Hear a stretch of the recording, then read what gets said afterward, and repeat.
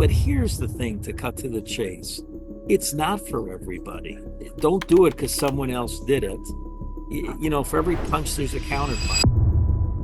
That's You're a rock star, man. Like, well, I appreciate call it that. what it is. And when you say that our first podcast, listen, that's because of you. It ain't because of me. The people listen to my podcast when they can't fall asleep at night. All those options and all the folks who are on the fence of making the PE jump on the partner side, because they're either old school mentality, they don't see the benefit of it, they don't see this and that. The challenge is, I think, that the folks who don't have a say, whose head is then stuck further into the sand to just grind the more hours, is the challenge. Very important. Ownership, not just for the old equity partners, ownership for people that have game. Welcome back to another episode of the Fun CPA Podcast. And today we got a two-peat, a secondary session with the one and only Allan Koltin. Allan, welcome to the show. And thank you for coming on again. 3 years later. Pretty incredible. Yuri, thanks for having me. I wouldn't miss this for the world. I remember the first one we did. So much has changed. We were talking on the set before, and I thought it was maybe a year ago we talked, and you reminded me it was 3 years. And it seems like I can't believe that much time has gone by. So happy to be here with you. Yeah, time flies. Since then, I'll share with you that episode is actually the most listened to episode of my entire podcast. All the 20, I think 20, 27, 28 episodes that I've done so far. That one it's almost 300 downloads, which is pretty big for my platform, at least. A lot of people are interested. A lot of people want to hear your perspective, and especially now in the last 3 years, a ton has changed, like you said. And one of the biggest shifts, which we touched on the last episode very briefly, is PE in accounting. But before we get to all of that, to those who don't know who you are, who is Allan, and what is your mission in accounting? Yeah. So I think I'm a little unique in that I've had multiple missions. In the 80s and 90s, helped with essentially a startup accounting firm, and we grew that from nothing to be the 13th largest in the country, and did Whoa. it in about 18, 19 years. And that was the first journey. The second journey was setting up a separate company to help consult to accounting firms. And lo and behold, we became the largest consultancy and publishing company to the accounting profession. We had in the Wow. late 90s over 1,000 CPA firms as clients. And if you ever got in the mail, yes, we did mail in the 80s and 90s, a industry newsletter, a year-end tax guide, anything like that. It probably was written by our floor of writers.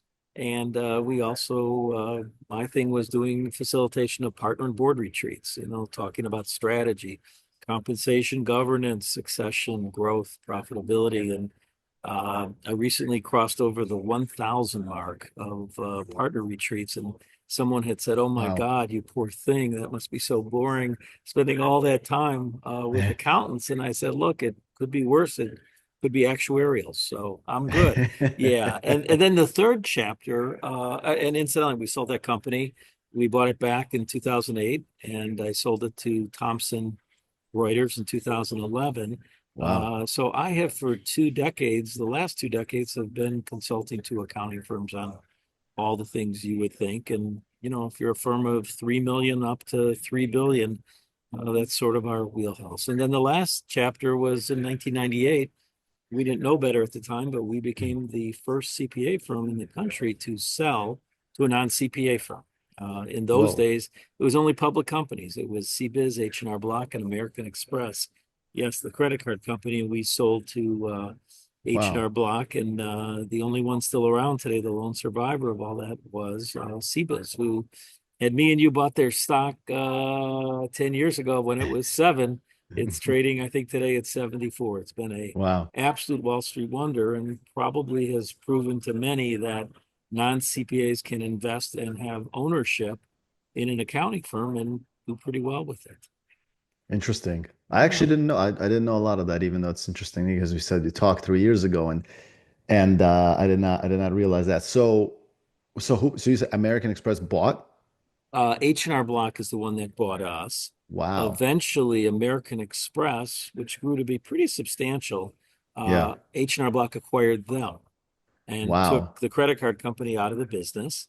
And then in 2008 or nine, Yeah. uh, H&R Block sold that asset back to the partners. And by that time, it was branded as RSM, which today, Oh, as you know, is the fifth largest firm in the US at 4 billion and the wow. sixth largest firm in the world. So, yeah, it's been a fascinating journey. So when private equity came in, I Yeah. think the first thing they looked at was not so much the success, well, they did look at the success of what CBIZ did, but I think they probably looked at the other ones and said, how do we make this sticky? How do we make this not so the older partners just want to do this? How do we start from the ground up and get young people? And the thing I think they bet on and hit correctly was kids today in their 20s, 30s, and 40s. You know, the old thing, it's not your father's Oldsmobile. They don't want to Yeah. wait till age 65 to unlock the first dollar of equity.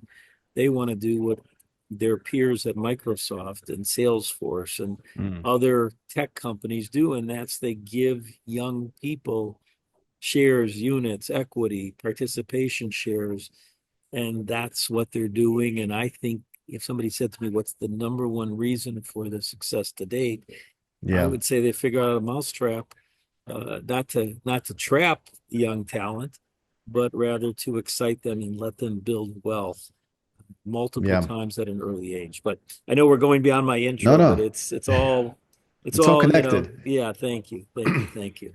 Yeah. To me, it's fascinating, right? The entry of PE, you kind of started on that, so we'll head in that direction. And that's really what I would love to really dive into more so. With the entry of PE into accounting on a high level, what would you say is like a good thing? Your number one sort of like, wow, this is really great for the profession, and one downside that you foresee with PE. Well, I have many downsides and many good things. And I think where I would start is I say this to every firm. It's a business. Just because someone does something and you don't doesn't Yeah. mean, you're going to fail. And alternatively, a lot of clients I have that aren't going the way of private equity, and it's okay. Hmm. I think the tipping point on this one is if growing and needing capital are important things in your plan. Uh, the firms I work with that have taken private equity will tell you that they are still independent firms, Hmm. but they now have a participating financial sponsor. That sponsor, I guess, if we think of all the deals, could buy as little as 20%. There's a handful of minority deals out there, and there's a handful of majority deals out there where they bought 55 to 70%. Technically, one private equity firm cannot buy more than 50% of a CPA firm. So the most any one firm will buy is 49. Right. In a lot of the deals I've worked on, I don't know what the magic is about 54%, but they'll go out and get a limited partner, another PE fund or pension fund or something, venture Yeah. capital fund, to maybe buy the other 5%. What I think as I look back on this now, what really is going on is you're trading your equity in the accounting firm, which, Yeah. when I talk to accountants, they say, what equity? I go, the value of your business. They say it's not worth anything. I go, well, Right. let's pretend it is. You're trading that for equity in Newco, which Hmm. is typically either a standalone PE fund, we call that a roll up, rolling together a lot of firms, or there's a mothership. There's a bigger firm in a certain weight class. There's three weight classes. Think professional boxing.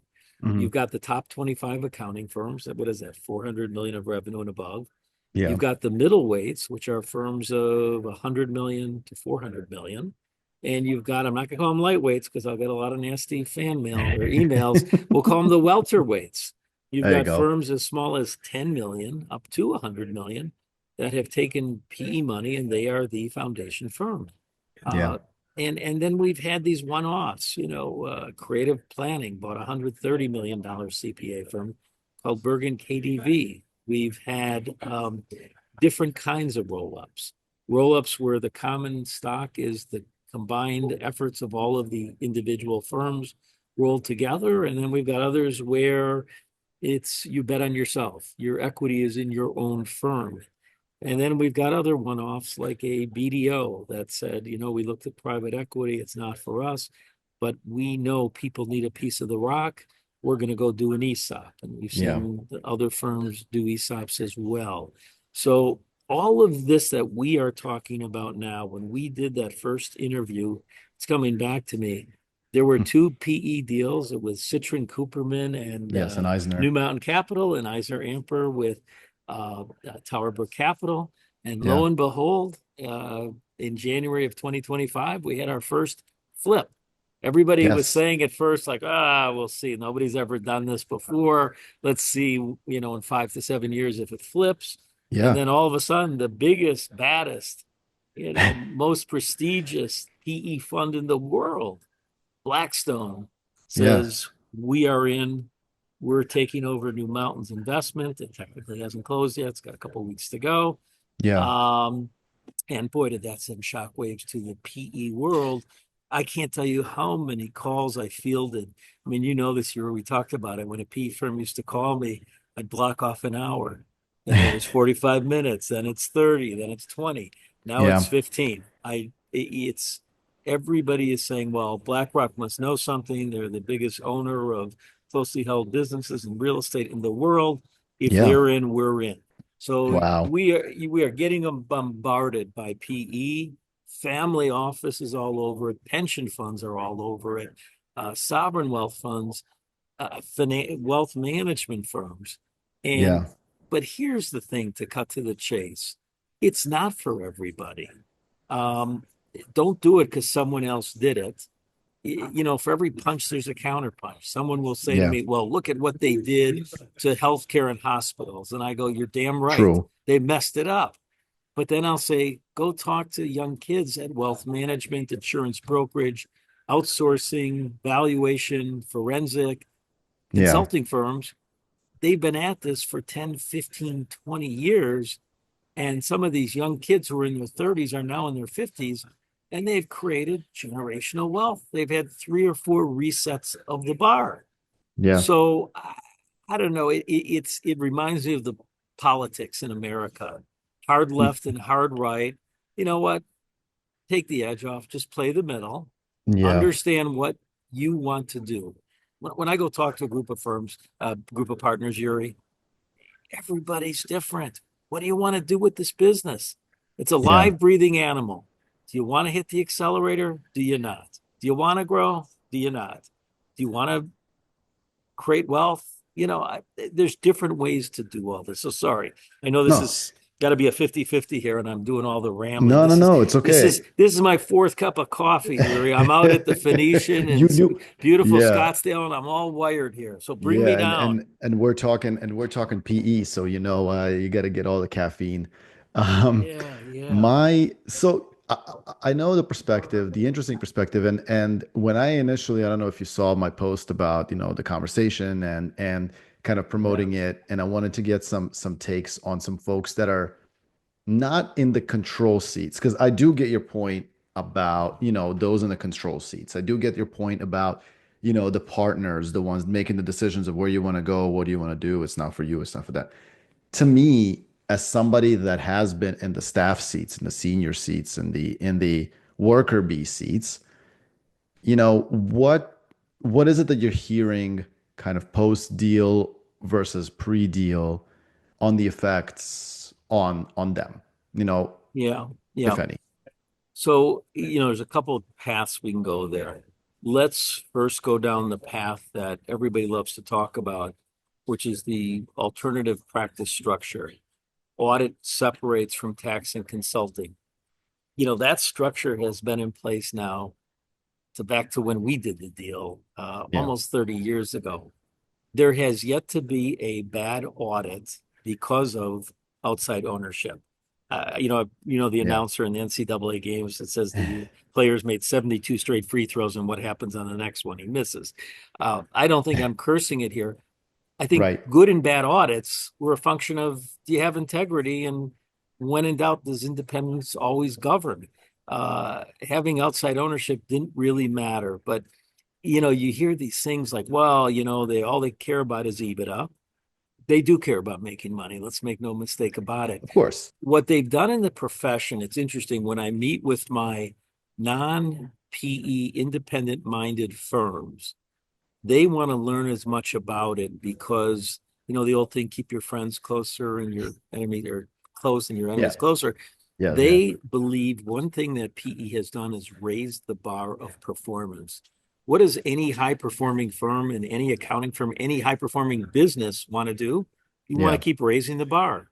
So they're looking at how to move a business, which, call it the partnership model. Some might say Yeah. the dysfunctionality of the partnership model. But how do we move autonomy Yeah. to accountability?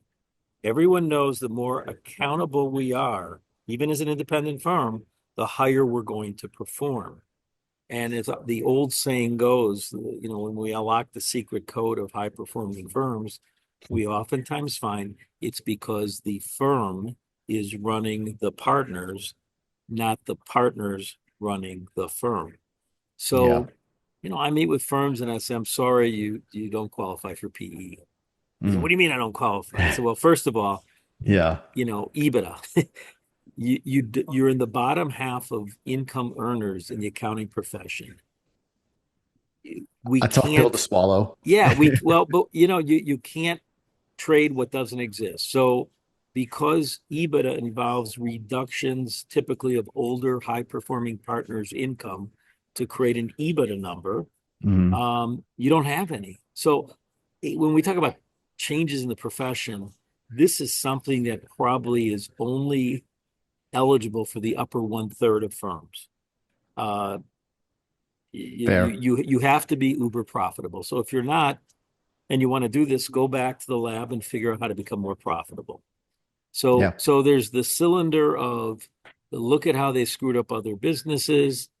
There's the other cylinder which says, well, if you look at people businesses, it's actually Yeah. gone pretty well.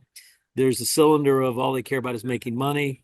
They're going to pull audit procedures out. I remember sitting in a meeting with the audit leader of the audit firm that was PE owned, Mm. and the individual said very politely, the question was, have you thought of how to go from 42 audit procedures to 28? And he looked at him and he said, really? Like, is that the best you got? Like, we've been doing that for 40 years. Yeah. Audit efficiency, we live and breathe. So, it's almost insulting to suggest, like, wow, that's a great idea, but we've been doing that forever. So, PE, and I'll shut up in this real quick here. The the best firms that have done this, really, PE says, look, we got a day job too. Keep doing. We're a resource capital enabler. And if you got a big strategic question, we know something about how to 2x your business. Not a bad idea to call. Or Yeah. yeah. Go ahead, To Yuri. I'm sorry. and to me, to me, to go back to the question with the staff in mind, right? I get messages in this 3 years that Yeah. since the last time we've recorded, my call it presence, call it whatever it is, on LinkedIn has really exponentially increased, which is fascinating and amazing to myself. I've become sort of like a resource and a place people go to one vent, I suppose. I see. Yuri, you're a rock star, man. Like Well, I appreciate call it that. what it is. And when you say that our first podcast, listen, that's because of you. It ain't because of me. The people listen to my podcast when they can't fall asleep at night. That's what happens. So you're Well, you're doing a I great job. appreciate that. I Yeah. appreciate that. But when they reach out, I have recently, and in the last probably 6 months to a year, have received a few from folks who are in the trenches, so to speak, of recently acquired PE, with new money. And their complaint was whatever issues that existed beforehand, before PE have increased. And, to me, I think obviously, like, what do I know about PE, right? A lot of them are focused on that flip, right? A lot of them are focused on reselling it. A lot of them are focused on what's the next step. Or maybe they're just not involved at all. And maybe the pressure is higher on the partner side.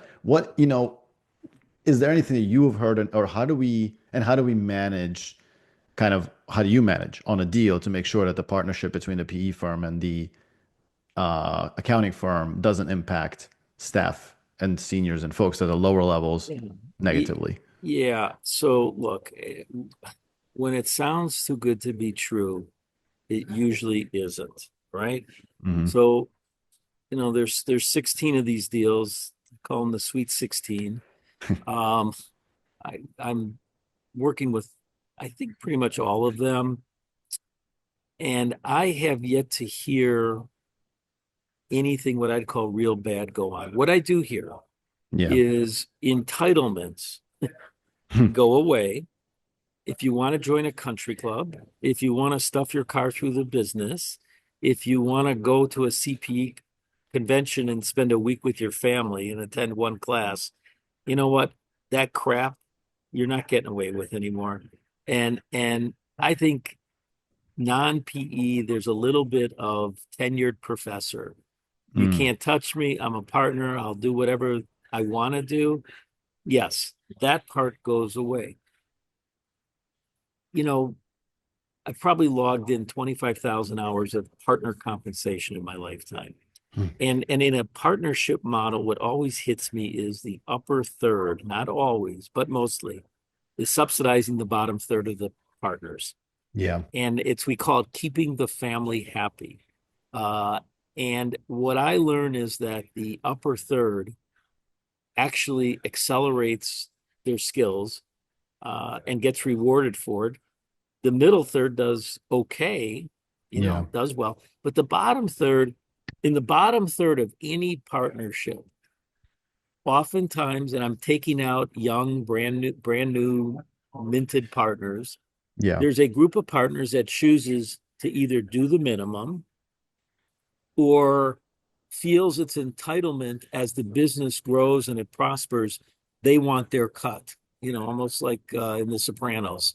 And Yeah. the reality is usually there's an upper third that drives the engine to greatness. There's a middle third that participates, but there's a bottom third that, they have the title of partner, but really if we looked at them, there's a there's a book of business they manage. There's a certain amount of billable hours at a rate and a realization, and they don't really do anything else. When you do the upward evaluations of the staff and you say, who's the reason you're here? They're never mentioned. Yeah. They aren't recruiting stars or stealing stars from other firms. They aren't the go-to person on the client accounts. They don't drive new business, and they don't sit in a leadership seat and really drive that firm. So what I think is going on, and I think a little bit of what happens is there's a segment that pretty much like you've had a free ride, Yeah. and now you're going to have to really work, at least work more to generate more income for yourself. Yuri, of And all the things 3 years later, this is the most important observation I have. When I was a partner in an accounting firm and I yeah. measured my personal success, I meet you at a conference and you say, "Hey, how you doing?" I say, "Good." He says, "Well, how you doing in business?" I say, "Well, you know what? I made X last year and I made X plus 10% this year. I made Mm. more money. I'm doing good." I measured my personal success as a partner on if my income grew or not. And then sometimes you'd say, "Well, how's your leader? How's your managing partner doing?" And you know what I'd say? "Well, my income went up, so I think he or she's doing a good job." I mean, that's Yeah. absurd that I would even think or say that. In this world, there's a part of excess income, and let's not forget it's ordinary income, which gets taxed at 40%, Yeah. that goes away. And instead of it, I'm building wealth by owning a business where that equity in 5 years, if done Mm. properly, should 4 or 5x. Yeah. My equity in my traditional accounting firm ain't worth crap. When I leave, you know what I get? Most firms, Yeah. I'm making $600,000. I get 2 times that number of 1.2 million of retirement benefits. You're going to pay me when I'm 65 to 75, 120 Yeah. grand of ordinary income a year without interest and no CPI adjustment. And the 45-year-old kid, Yeah. the 39-year-old kid, I'll give this example because we didn't have it 3 years ago. A young kid, John Jobs at Cherry Beckert. He says, Mr. Koltin, he says, this is why the young ones want to do the deal. He Mm, says, if I do this deal, you know what? I get a 7-figure check that goes in the bank. At age 39, that's a really nice check to have. that's He a nice says, we got check. a 3-year earnout. We basically have to show up to work and grow 10% a year. You know what? If you can't grow 10% a year, you can't recruit and retain and grow stars because they got a gun to your head. So in 3 years, I'm going to get another 7-figure check. And then at age 44, they're going to sell that investment to another PE fund, and Mm, I'm going to have a chance to unlock multi-million dollars. And yeah. by the time I'm 45, I could have 4, 5, 6 million dollars sitting in the bank earning interest, which every 10 years, that's a big number. I'm getting the value of my goodwill today. I'm building equity. Yeah. And and if we don't do this, we got to pay off all the old retired partners at a time where our business needs more capital. Where does capital come from in the accounting profession? I guess you could go and borrow money at the bank. No one does that. We're not risk takers. No. It's going to come out of our income. So, Yeah. how much for how long, and what if we guess wrong? That's the psyche of the kid today in their 30s or 40s. Yeah. Yeah. I'm seeing, I definitely see the point.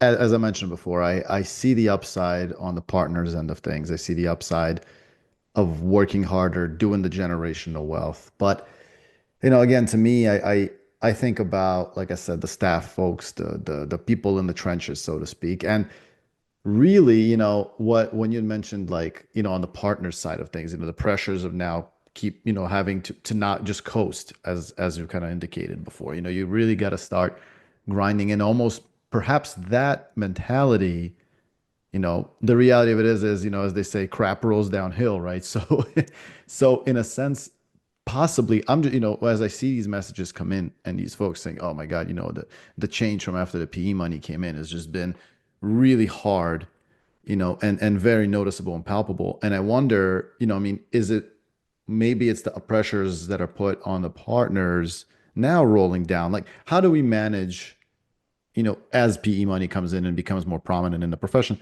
how do we manage the staff, the seniors, and make sure that the superstars stay that are doing the work? Not the Yeah. partners getting generational wealth, which I totally agree with, but how do we keep as we say, we get the pipeline issue and all that. How do we keep all that intact with this coming in?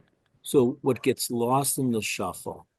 Um, I tell firms, look, I don't care if you do it or not, but you do need to do something if you want to stay relevant and sustainable. You got a Mm, business to run in a more competitive world than it's ever been, and God knows it's changing exponentially. So, for sure. I had a text this morning from a $50 million firm, managing partner, and he said, we just voted unanimously to do the PE deal. I wanted you to be the first to know. Thank you for all your help. And I said, wow, I wasn't sure if that would ever happen. And you know what he told me? Yeah. He said, the vote to even go down the pathway with you, Allan, was 9 yes and 8 no. That's not a good place to start from. Ooh, And, yeah. and he, you know what else he said? He said, and I was one of the 8. So here's a newly minted Wow. managing partner of a top 100 firm, and he doesn't want to do this. But he was smart enough to say, we don't know what we don't know. Let's go do the work and find out. And his Yeah. number one objection was the following. Well, I get this, why this is good for the equity partners, but what about the poor income partners? And what about our managers Mm, and senior managers? They're just going to be upset. Like, why didn't we wait till they became a partner, right? And that's a here's really what good point. nobody takes the time to realize is the day after the deal, this firm of 17 equity partners Mm. will go to 50 equity owners. What am I saying? Well, the income partners are going to get rollover equity, just like the equity partners. And the managers and senior managers, and let's say there's people in the C-suite that maybe aren't in client service, they're going to get some type of equity. They're going to get stock. They're going to get options. They're going to get participation shares. They're going to get units. They're going to get different kinds of incentives that ultimately in 3 years they become vested in 5 years. When the PE firm flips, they own a piece of the rock. So the proverbial 14 equity partner firm Yeah. has 50 equity members the day after. Talk about not just increasing and enhancing the wealth, but spreading it. But on these chats that are out there, and I apologize, I didn't get a chance to read. Sounds like I'll That's be okay. entertained. But when I read this, I go, take the time to understand it. Don't like just assume it's a old, line the old people's pockets. I mean, do they get wealth out of it? Yes, but what PE did, remember when this conversation started? I said Yeah. PE looked at the consolidators, the late 90s. The one thing they realized is, with the exception of CBIZ, now it's a publicly traded stock, different platform, Yeah. but they didn't feed the kids. They didn't create the stickiness with the kids. And that Yeah. doesn't mean all kids. It means the upper third of the kids that want to climb the mountain and someday become managers and someday become partners. Yeah. So very important. Ownership, not just for the old equity partners, ownership for people that have game. Title Yeah. doesn't matter. I think the challenge that we have now, which is that the folks on in the bottom, the ones in the trenches, the ones doing a lot of the work, but getting what I'm assuming you're referring to as the P shares in the deals, you know, will they stick around long enough for a flip? Because let's face it, and this is coming from my own experience, back before PE was a thing, before I went out on my own, you know, the struggle and the reality of some of the toxic cultures that exist out there, the personalities that we talked about 3 years ago, it was challenging enough to stay in the profession. And I think from the folks who are in the getting the P shares, and yes, they might be feeling like, oh man, I'm gonna stick it out, and get a piece of the pie when I vest.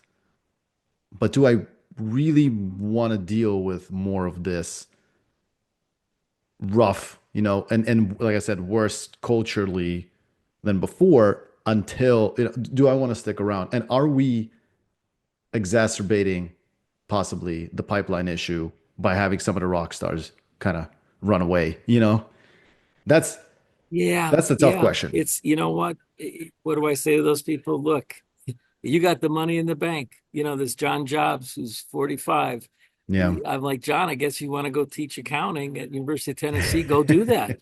You can Yeah. do it now. And their loss. You got your Yeah. money. So I'm okay with it. Hey, we have to take a 20-second commercial here. I hope you don't Oh, mind. oh yeah. They've asked me to do the commercial today. So, audience, hopefully you like what you're hearing from Yuri and the Fun CPA. I mean, I know you're listening to Joe Rogan and all the other big podcasts. I'm telling you, put the Fun CPA at the top of the list. Talk to everybody out there. This kid's got game. He knows his stuff. He asks great questions. He's a great listener. He's a lot of fun. Now back to Thank our you. show. Thank you, Yuri. Yeah, Well, thank you. That was very yeah, nice. I yeah, appreciate that. yeah, Yeah, no. I just, like I said, to me, where I always look at it too is, like I said, because of the messages that I was getting, and that's what prompted more of the conversation around how do we, maintain, and I'm at some of it as I'm also reading some of the questions that came up in the post. Actually, I'm gonna just shoot off one of them. Let's see here. yeah. So in the growing partnerships between CPA firms and PE firms, who are the true winners? And even more importantly, who are the losers? That's we call that a leading the witness question. I mean, like, look, I could pretend P doesn't exist. You could ask that question about the accounting profession today. right? Yeah. I mean, look, Yeah. if I took the top 100 firms, I mean, we work with, top 500 if you're, top 600 if you're 3 million of revenue or Yeah. more. So I don't know, what is that universe? Maybe 1,500 firms. We could get an upper third in that group that is hitting out of the park. There's a middle third that does pretty good. And there's a bottom third. You just scratch your head and you go, oh my God, the beauty of public accounting. As long as we don't do a bad audit or a tax return, you can stay in business. But you're going Yeah. to suck wind when we put you in one of the national benchmark reports because you're going to be a bottom quartile.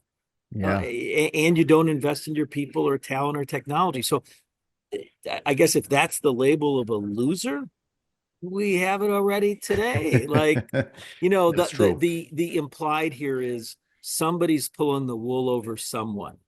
And, look, I've got 152 private equity clients. We had zero in 2020 when this party started. Hmm. There's a third of them that I don't know I would do business with because they don't understand people businesses.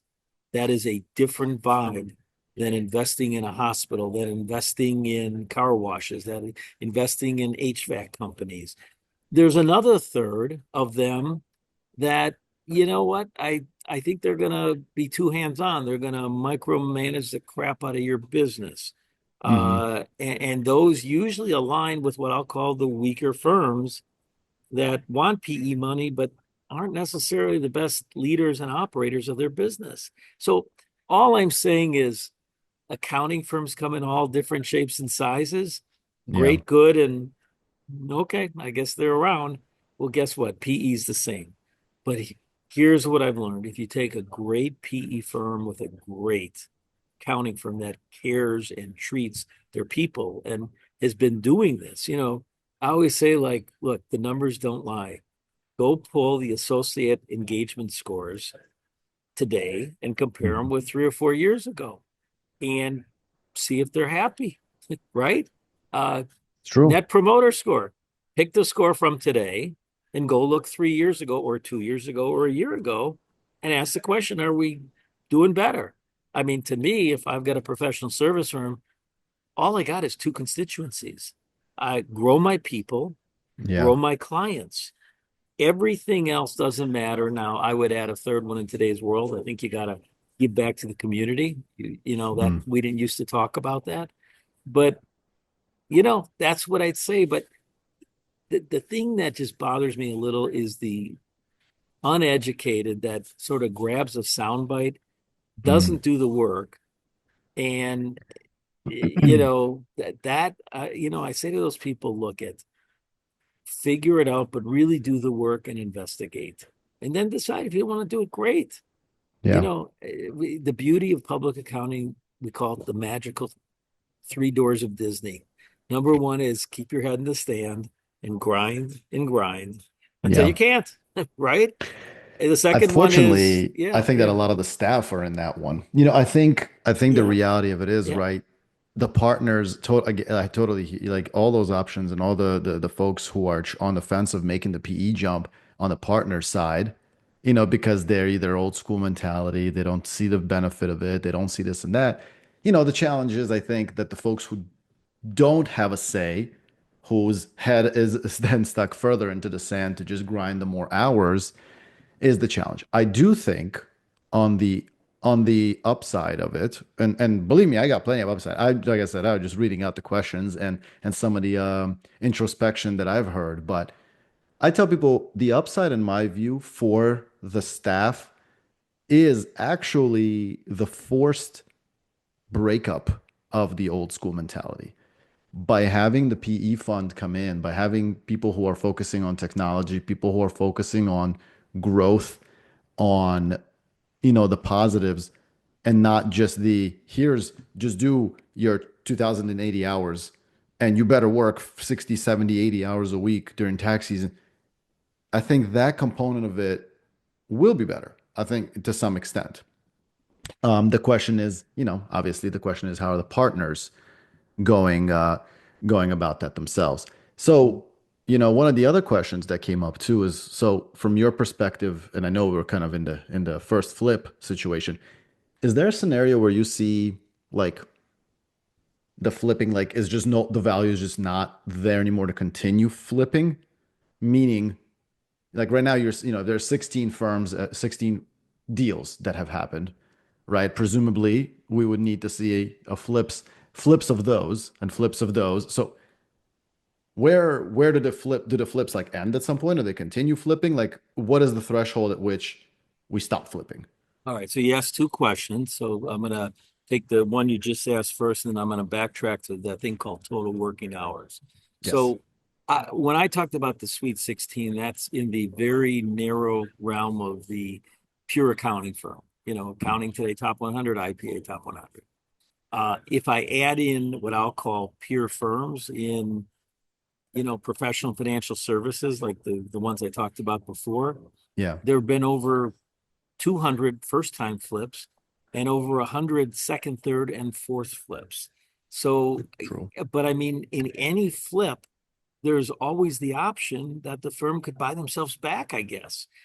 Remember, I talked about the 1999 deal with H&R Block where we acquired what was then called McGladrey and Pullen, or RSM McGladrey.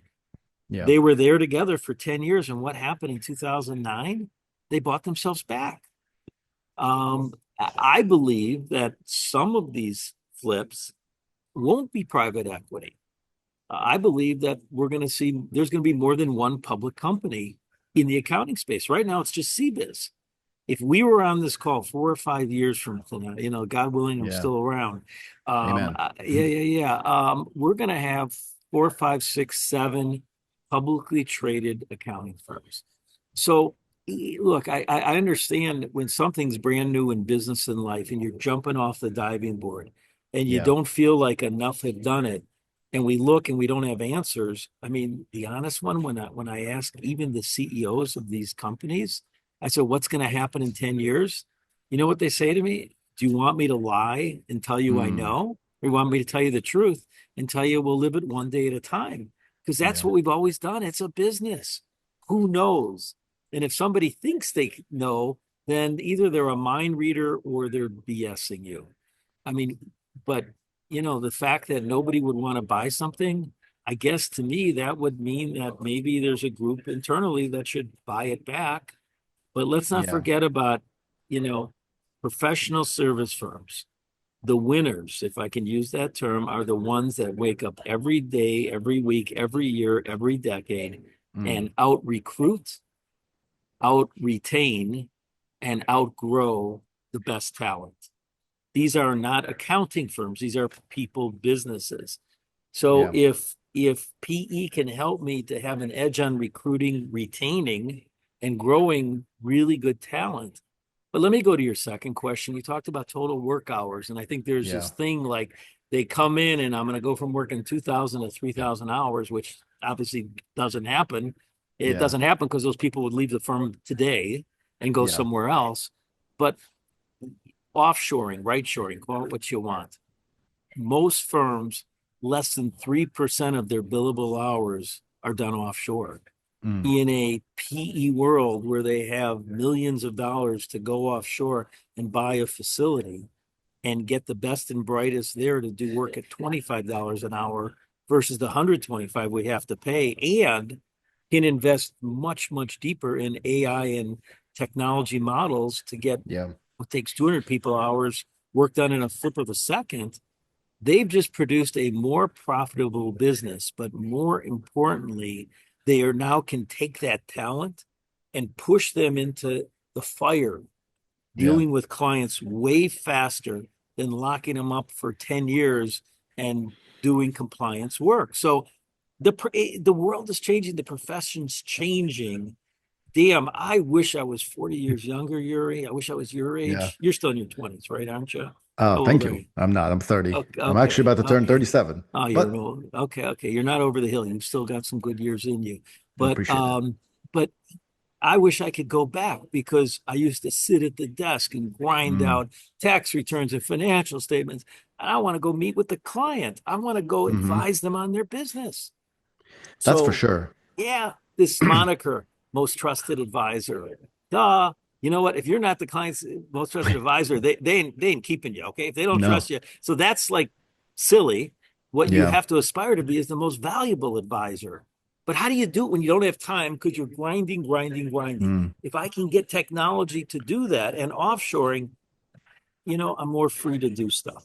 100%. I think that's a really good point. And I think the challenge that PE will face, and I wonder how you kind of guide them through that during the deal, which is so how do you kind of teach them about as far as maintaining the culture, maintaining, and guiding them through keeping the good talent, um, because you were saying, bringing the good talent in the door, making sure that they're taken care of, making sure that the recruiting part of it is good. And I think PE has got tremendous capability of that because they got their hands, they're very well connected. How do you guide them kind of during the deal to maintain the culture that existed beforehand, and not, shake things up too much, I think, as we were kind of both alluding to. Are you married or single? I'm married. Okay. Did you go out with your wife one date and do the deal, or did you engage in multiple dates? Multiples, Yeah, multiples of many over the course of yeah. years. And I'm guessing, in all great marriages, both sides bring something of value to the table. Yeah. I'm guessing that every time you met, there was a discussion about culture. You just didn't call it culture.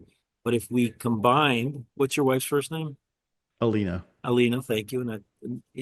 Uh, at some point, you and Alina created a vision for the future together, right? Yeah, But you also had values, and there were some lines in the sand that neither of you were going to budge on, right? for Well, sure. that's what happens in these processes. What bothers me is when someone says, I don't want to do it. Is Mm, it you don't want to explore? And you're sitting on the firm's board? Like, don't you have a fiduciary? You said you care about your people. Don't you have a fiduciary obligation to at least find it out? And if you're like some of my friends that aren't going to do PE deals, yeah. keep your friends close and your enemies closer. But damn, I want to know their playbook. So when I hear people write it off with uneducated, look what they did to the healthcare Mm, industry, that it used to bother me. It doesn't bother me as much anymore. I'm in deep therapy for that. I'm just kidding. But do the work, figure out it's America. Do whatever you want, yeah. but be really smart about it. This is the week of the NCAA's, you know that. And Yeah. I always say in basketball, you can't teach height. Mm, Sometimes that's a joke here. that's true. Sometimes sometimes You're not wrong. sometimes in business, like in life, like go Yeah. figure it out.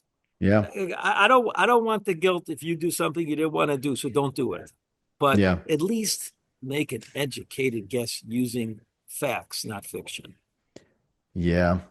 I wonder, I wonder if and what's your take on it. I feel like to me, in my viewpoint of it and how, I foresee it, I wonder if those that don't take PE will, like, will they be, again, obviously nobody knows the future, but will they be differentiated in a good way or in a bad way? Because I will tell you from the folks who have gone to interviews who have left those who have taken PE money, and again, listen, that's going to happen. That's fine. Everybody leaves and goes. It's accounting. Their first question to the new firm or to whoever they're interviewing with is, are you planning on taking PE money? Because if you are, we're out. And I wonder, like, I feel like to some extent those are going to be the differentiators. Like, we're not taking PE money, bet on it. For whatever their reason is, I don't know, might end up attracting some talent too. And I Yeah, wonder, yeah, but are they going to be the losers or are they going to be the winners? I don't know. yeah. It's really hard. These are businesses. Uh, a hard no 3 years ago could be a soft no last Mm, year, and it could be transformative this year. I wish people weren't so black and white, not just in business sometimes, but in life. yeah, Um, I don't know. Be adaptable. Always be a student of the game. Learn, learn, learn. yeah, Learn what your competition is doing so you can compete. Ask yourself, go look in the mirror every day and say, why am I worth more to my firm this year than last year? And what am I doing to justify a higher billing rate next year? Is, mm, am true. I getting better? Like, Yeah, so be fluid, be adaptable. that to me is how the brain should work. But to ask a question like, are you ever going to do a PE deal? Who cares? Like, are you ever going to It, go borrow money from the bank? Are you ever going to yeah. have a line of credit? I mean, that's almost like the absurdity of it. Like, Well, today, understand what it is. yeah, I think to the people who are asking this question, the staff Yeah. who Yeah. are leaving, to go to a place, they are so disenchanted by the experience, Yeah. whatever they attribute that experience to. Nobody can speak to that. And they're saying to themselves, you know what? I don't want to be in a firm that's going to take that because of what I just went through. And, whatever the examples were, that's why they're doing it. That's why they're going into the interview saying, are you going to take PE money? Is it short-sighted on their part? I don't know. The staff to me aren't in the same ballpark, in the same, theater as, let's just say, as the partners, right? I get, because completely agreed with the partners side of things. You're going to go explore or not. Staff are literally just living day to day, going, how was my experience a week ago, like, or a month Yeah. ago, or and it's already rough. Yeah. So if it's becoming rougher, they're out the door like this. So, Yeah. you know, who knows, right? But Yuri, it's a long time ago and it's before the internet, but when I was a 23, 25, 27-year-old kid, yeah, all I cared about is can I grow professionally and mm, be more valuable? And what would it take for me to be a partner in this firm someday? And is it the right environment where I can do it and be happy yeah, and be successful? And if it's not, that's the question I'm asking. I don't care how they finance the business, to be honest with you. I true. want to know what the platform for success is. That should be the most important thing. So, I um, agree. I agree. yeah, yeah. And Hey, not to yeah, change topics with you, but I mean, yeah, this is like, and I don't sense you follow the NCAA basketball tournament that much, do I you? don't. No, I'm Okay, not a that's no. okay. Well, I'm gonna give you my bold prediction here, just All right, so hit when me. it happens, you're gonna I'm be able writing it to down. put this in the header. The winner of the Michigan Auburn game Hmm. this Friday is Okay. going to win the national championship. All right. So just put that in there. Noted That's yeah, in yeah, there. yeah, yeah. And I guess that we'll kind of wrap up. I had a question just to kind of, ask for you to see, if somebody is asking themselves and they're unsure, of I guess the future of PE and they're unsure of themselves in a firm with PE. I mean, I think I know the answer to it at this point, but what would your suggestion be to them, whether they're a partner or they're a senior manager or they're, a staff? What is your kind of message to those folks who are just uneasy, unsure, and don't know, and I would say that if it were my kid, and look, I got a 27, a 25, and a 22. I'm sure I'm mm, going to hear from one of them that I'm off a year on one of their birthdays. But one's in law, one's in accounting, yeah, transaction advisory, one's in fashion marketing. You know what? The most important question is, are you going to be happy at the place you're at?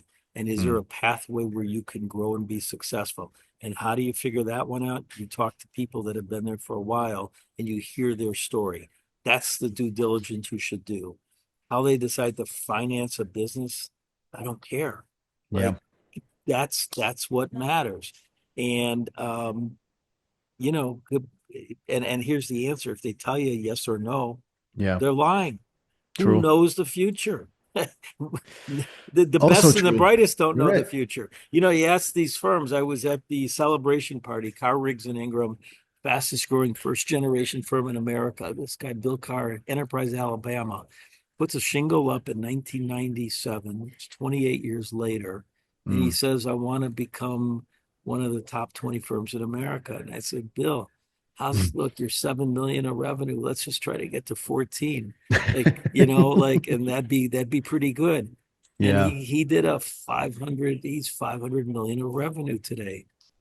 Powerhouse in the Southeast. Like, I mean, if you can dream it, you can do it in this business, but align with the winners that are going to be culturally compatible to you, but can give you the platform to be successful. Yeah. Yeah. Yeah. That's great. That's a really good message there. Um, Yeah. yeah, but I mean, hey, I really appreciate the conversation. I think there's a lot to be had from it. I think there's a lot of value to be shared, opening the eyes of everybody to PE. Appreciate everything you're doing. I hope to I keep saying it. I think last 3 years ago I said it. I'll say it again to just to put it out there in the universe to meet up with you to hopefully get to be a part. Kind of I love to watch you speak as well and be a fly on the wall for some of those meetings too. I would love to So, be that. Yuri, you know where you should come? You should tell your listeners, Yeah. we're doing the second annual, I'm just trying to get the date here, the annual PE Summit sponsored Oh, by, Accounting Today. They did it last November, and they're doing it again this November in my hometown, Chicago. yeah. And it's November 19 and 20. Okay. Radisson Blue Hotel, Chicago. That's a good Go idea. spend 2 days there, and Yeah. you And know, learn. yeah, yeah. But It's or true. listen to the Fun CPA.